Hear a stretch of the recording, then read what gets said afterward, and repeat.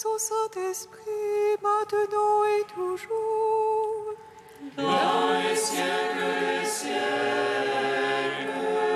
Amen.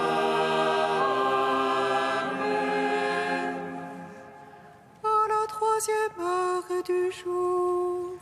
Seigneur Tout-Puissant, sur tes apôtres tu envoyas le Saint-Esprit. Fais-en ta bonté qui ne s'éloigne pas de nous, mais renouvelle et illumine nos cœurs. Pose sur nous ton regard, pénètre-nous de ta splendeur. Que ton esprit nous fasse goûter ce qui est droit, qu'il redresse ce qui dévie et réunisse ton peuple dispersé par le péché. Car tu es venu, Seigneur Jésus, pour nous sauver en ton amour. Toi qui enduras la mort au milieu du jour, et par ta résurrection à tout rempli de gloire. Avec le Père et le Saint-Esprit, nous te louerons. Pour nous les âmes et pour notre salut, tu as pris chair dans le sein de Marie. Christ Seigneur, tu es béni. Pour nous les hommes et pour notre salut, tu as pris chair dans le sein de Marie. Christ Seigneur, tu es béni. Toi la lumière véritable, tu viens dans notre monde pour que nous devenions enfants de Dieu. Que nous voyions la gloire que tu tiens de ton Père, comme le Fils unique, plein de grâce et de vérité. Pour nous les hommes et pour notre salut, tu as pris chair dans le sein de Marie. Christ Seigneur, tu es béni. Oui, de ta plénitude, nous avons tous reçu. C'est par toi que nous sont venus la grâce et la vérité. Le Père t'a envoyé dans le monde, non pour nous condamner, mais pour que par toi nous soyons sauvés. Pour nous les hommes et pour notre salut, tu as pris chair dans le sein de Marie. Christ Seigneur, tu es béni. Psaume 118, strophe 9. Dans ta bonté, Seigneur, tu m'as comblé de ta parole. Dans ta bonté, Seigneur, tu m'as comblé de ta parole. Tu as fait du bien à ton serviteur. Seigneur, selon ta parole. Apprends-moi le bon sens et le savoir, car je vois dans tes ordres. Avant d'être affligé, je m'égarais. Maintenant j'observe ton message. Toi, le bon, le bienfaisant, apprends-moi tes volontés. Les superbes m'engluent de mensonges. Je garde tes préceptes. Leur cœur est épais comme la graisse, mais ta loi fait mes délices. Un bien pour moi que d'être affligé, afin d'apprendre tes volontés. Un bien pour moi que la loi de ta bouche, plus que millions d'or et d'argent. Gloire au Père, au Fils, au Saint-Esprit, pour les siècles, Amen. Dans ta bonté, Seigneur, tu m'as comblé de ta parole. Psaume 120. Ave Maria, gratia plena, Dominus tecum, Ave Maria.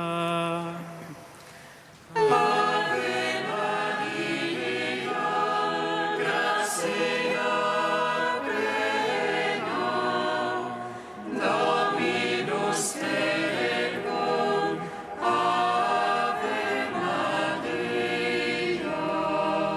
Je lève les yeux vers le monde, d'où viendra mon secours? le secours me vient du Seigneur, qui a fait terre et ciel. Qu'il ne laisse broncher ton pied, qu'il ne dorme ton gardien. Non, il ne donne le sommeil. Le gardien d'Israël, Le Seigneur est ton gardien, ton ombrage. Le Seigneur à ta droite. de jour le soleil ne te frappe, ni la lune dans la nuit. Le Seigneur te garde de tout mal. Il garde ton âme. Il te garde les pas au retour, dès l'ange et à jamais. Gloire au Père, au Fils, au Saint-Esprit, pour les siècles, Amen. Ave Maria, gratia plena, Dominus tecum, Ave Maria. Psaume 121. Ô ma joie quand on m'a dit allons à la maison du Seigneur. Et maintenant s'arrête nos pas dans tes portes, Jérusalem. Jérusalem bâtie comme une ville où tout ensemble fait corps. C'est là que montent les tribus du Seigneur. Pour célébrer selon la règle en Israël le nom du Seigneur. Ô Seigneur, siège de justice, et la maison de David. Appelez le bonjour sur Jérusalem et à tes tentes. Advienne le beau jour dans tes murs, et à tes châteaux. Pour l'amour de mes mes frères, de mes amis. Laisse-moi dire paix sur toi. Ô l'amour de la maison du Seigneur, je crie pour ton bonheur. Gloire au Père, au Fils, au Saint-Esprit, pour les siècles des siècles. Amen. Ave Maria, gratia plena, Dominus tecum, Ave Maria. Cantique d'Isaïe, page 294. Qu'ils sont beaux sur les montagnes, les pieds du porteur de bonnes nouvelles, qui annonce la paix, qui apporte le bonheur, qui dit à Sion, ton Dieu règne. Il voit tes guetteurs et lève la voix, ensemble ils crient de joie. Car ils voient les yeux dans les yeux, le Seigneur venant à Sion. Éclatez toutes en cris de joie, ruines de Jérusalem. Car le Seigneur console son peuple, il rachète Jérusalem. Le Seigneur met à nu son bras de sainteté sous les yeux de toutes les nations. Et à toutes les extrémités de la terre verront le salut de notre Dieu. Rendons gloire au Père Tout-Puissant, à son Fils Jésus-Christ le Seigneur, à l'Esprit qui habite en nos cœurs, pour les siècles des siècles. Amen.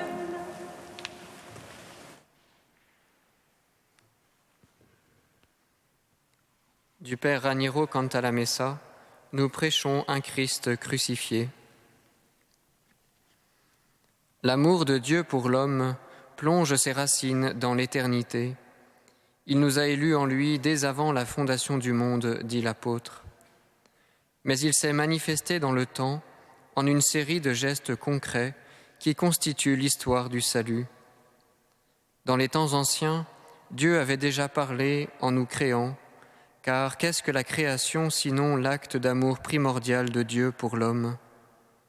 Il avait ensuite parlé par l'entremise des prophètes, parce que les prophètes bibliques ne sont en réalité que les messagers de l'amour de Dieu, les amis de l'époux. Avec Jésus, Dieu ne nous parle plus de loin par le truchement d'intermédiaires. Il nous parle de près et en personne. Il nous parle du sein de notre condition humaine, après en avoir éprouvé toute la souffrance. L'amour de Dieu s'est fait chair et est venu habiter parmi nous. C'est un amour plein de force et de délicatesse, très tendre et persévérant, et de cet amour-là qu'il aime les disciples, qu'il aime les enfants, comme il aime les pauvres et les malades, comme il aime les pécheurs. Par son amour, il fait grandir, il redonne dignité et espérance. Tous ceux qui s'approchent de Jésus avec un cœur simple se retrouvent transformés par son amour. Finalement, voici la preuve suprême de cet amour. Ayant aimé les siens qui étaient dans le monde, il les aima jusqu'à la fin, c'est-à-dire jusqu'à l'extrême limite de l'amour. Deux choses révèlent celui qui aime véritablement et le font triompher. La première consiste à faire du bien à l'aimer. La seconde, de loin supérieure, consiste à souffrir pour lui. Ainsi, par tout ce qu'il subit, Dieu convainc les hommes de son extraordinaire amour envers eux et les attire de nouveau à lui, eux qui fuyaient le bon Seigneur, parce qu'ils se croyaient haïs de lui.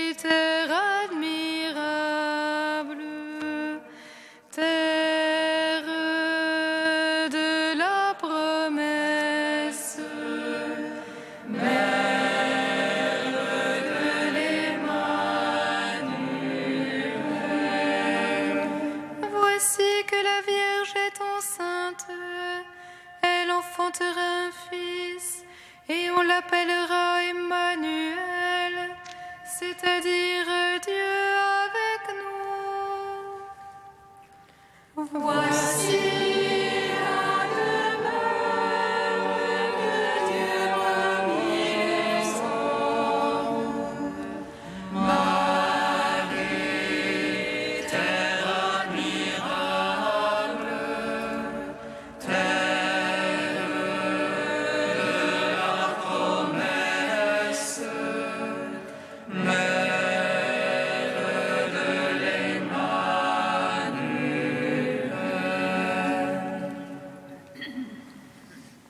Lecture du livre d'Isaïe. Le Seigneur envoya le prophète Isaïe dire au roi Akaz : demande pour toi un signe venant du Seigneur ton Dieu, demande-le au fond des vallées ou bien en haut des sommets. Akaz répondit : non, je n'en demanderai pas, je ne mettrai pas le Seigneur à l'épreuve. Isaïe dit alors : écoutez, maison de David, il ne vous suffit donc pas de fatiguer les hommes, il faut encore que vous fatiguiez mon Dieu. Eh bien, le Seigneur lui-même vous donnera un signe. Voici que la jeune femme est enceinte, elle enfantera un fils et on l'appellera Emmanuel, c'est-à-dire Dieu avec nous. Gloire à toi, ô Dieu vivant, gloire à toi.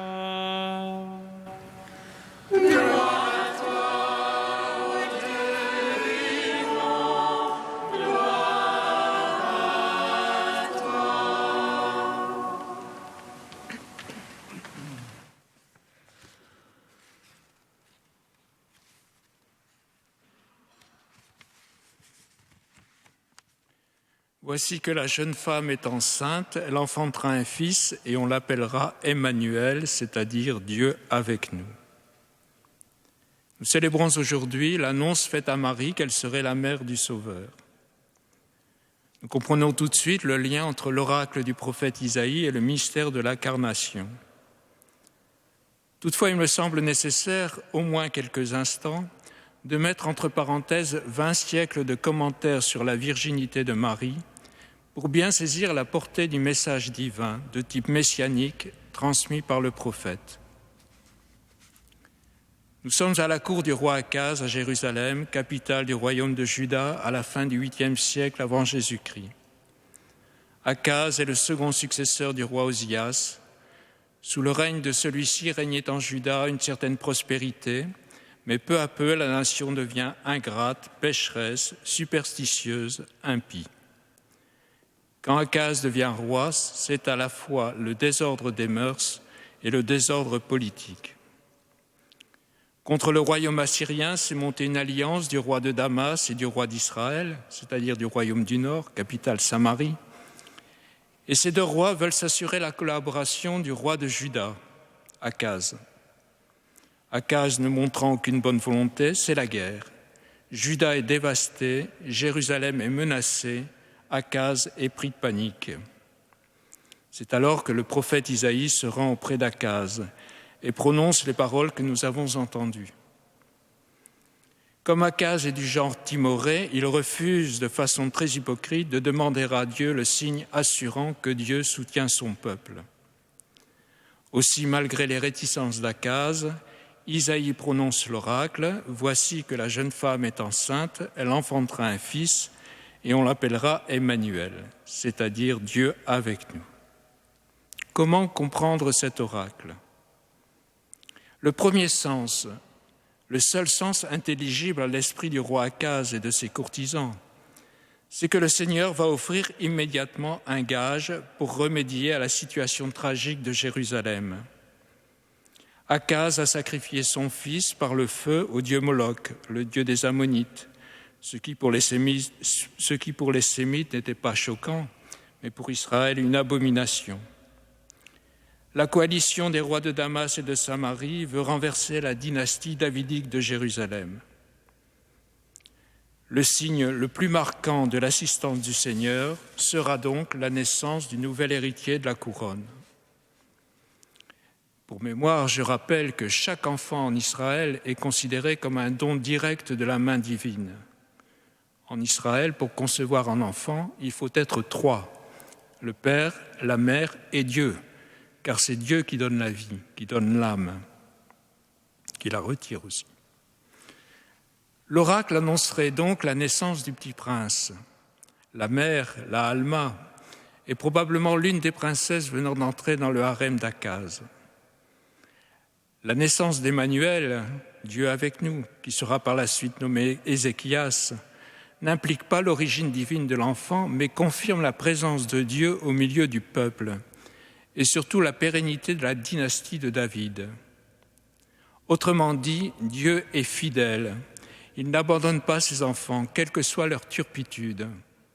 Il faut croire en lui, et comme le dit Isaïe dans les versets qui précèdent immédiatement le texte que nous avons lu, « Si vous ne croyez pas, vous ne subsisterez pas ». Mais au-delà de ce premier sens qui, somme toute, reste dans le domaine des conjectures, le prophète nous apprend qu'il y a une philosophie de l'histoire. Dieu opère dans l'histoire, il la dirige. Elle n'est pas une succession d'éléments fortuits, même s'il existe des causalités secondes, en l'occurrence les hommes, qui peuvent bloquer l'action de Dieu. Le projet de Dieu, c'est de créer une humanité sainte, et le peuple hébreu est cette humanité sainte en gestation. Voici que la jeune femme est enceinte, elle enfantera un fils et on l'appellera Emmanuel. Isaïe entrevoit donc que c'est par le don d'un petit enfant que Dieu sauvera le monde. Et ce sens sera repris dans l'évangile de Matthieu au chapitre 1. Le jour de l'Annonciation, Dieu s'inscrit donc dans le réel de l'histoire de l'humanité et le mystère de l'incarnation signifie l'enfantement de Dieu par sa créature. Chaque être humain, comme Marie, est appelé à donner sa chair pour qu'advienne le corps du Christ. L'aventure humaine s'accomplit d'abord en nous, dans le secret de notre vie, dans l'intimité de nos choix, de nos décisions, de nos affections. C'est là que nous réalisons notre vocation d'homme, vocation de créateur et de fils de Dieu. Comme dit saint Paul dans la lettre aux Romains, la création tout entière gémit dans les douleurs de l'enfantement. Elle attend la révélation de la gloire des fils de Dieu. La création tout entière nous attend, et c'est en nous que doit se manifester la gloire des fils de Dieu.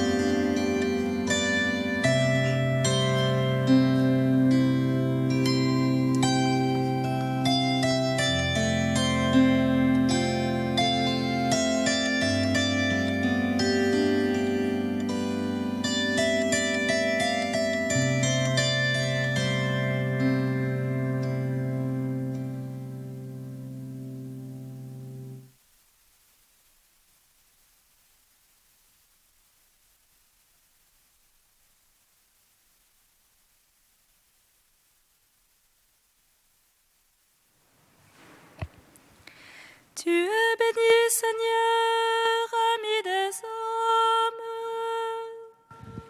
Tu es béni, Seigneur, ami des hommes. Avec la Vierge Marie qui enfanta le Sauveur, Seigneur, nous te prions. Protège les femmes dans les pays où leurs droits et leur vie ne sont pas respectés. Nous te prions, Seigneur, ami des hommes. Avec la Vierge Marie qui fit en tout ta volonté, Seigneur, nous te prions. Protège les enfants de la violence dans les familles et dans la société. Nous te prions, Seigneur, ami des hommes. Avec la Vierge Marie, fille d'Israël, qui méditait ta parole, Seigneur, nous te prions. Protège les personnes victimes de discrimination à cause de leur nationalité ou de leur religion. Nous te prions, Seigneur, ami des hommes. Ô Dieu saint, ô Dieu fort, ô Dieu immortel, aie pitié de nous.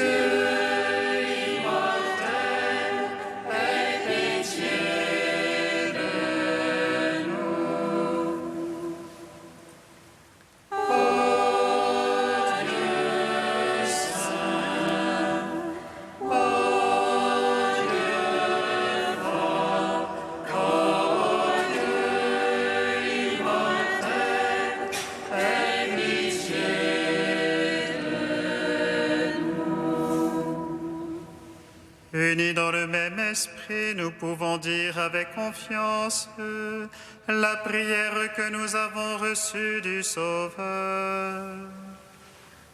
Notre Père qui es aux cieux, que ton nom soit sanctifié, que ton règne vienne, que ta volonté soit faite sur la terre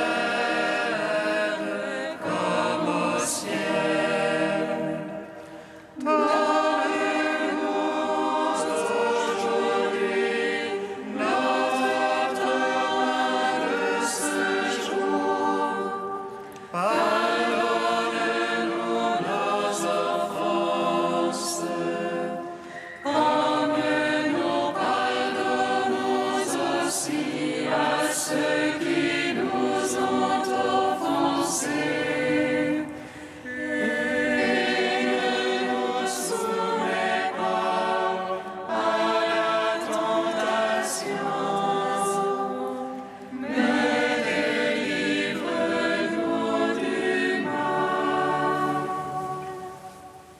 Seigneur, tu as voulu que ton Verbe prit chair dans le sein de la Vierge Marie. Puisque nous reconnaissons en lui notre Rédempteur, à la fois homme et Dieu, accorde-nous d'être participants de sa nature divine. lui qui règne avec toi et le Saint-Esprit, maintenant et pour les siècles des siècles. Amen. Bénissons le Seigneur. Nous rendons grâce à Dieu. Amen.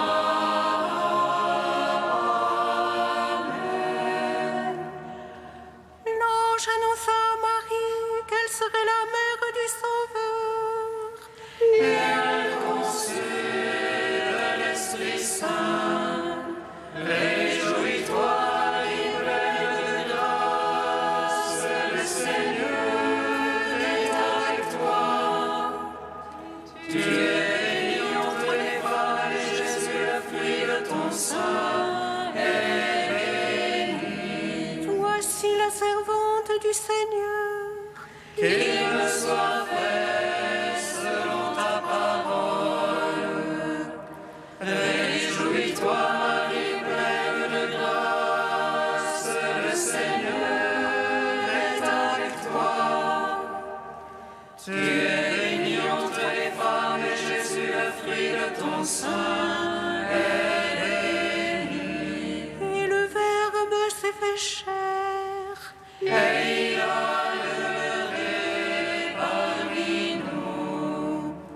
Réjouis-toi, Marie, pleine de grâce, le Seigneur est avec toi. Tu es bénie entre les femmes, et Jésus, le fruit de ton sein, est béni. Prie pour nous, Sainte Mère de Dieu. Afin que nous soyons